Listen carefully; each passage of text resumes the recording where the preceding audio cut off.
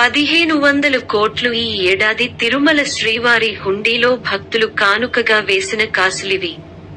147,82,82,975. April 14 నాటికి మన దేశ జనసంఖ్య ఆ రోజుతో చైనాని తలదన్ని అత్యధిక జనాభా ఉన్న దేశంగా అవతరించాం. డిసెంబర్ 3వ వారానికి ఈ సంఖ్య మరో 90 లక్షల దాకా పెరిగి 146,97,789. ఈ ఏడాది పబ్లిక్ లిస్టింగ్ (IPO) లకి వెళ్లిన కంపెనీలు. ఈ విషయంలో ప్రపంచం మొత్తం మీద ఇండియానే నంబర్ 1గా నిలిచింది.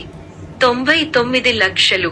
Swiggy, urban company, Ola, Uber తదితర సంస్థల ద్వారా సేవలందిస్తున్న గిగ్ పనివాళ్ల సంఖ్య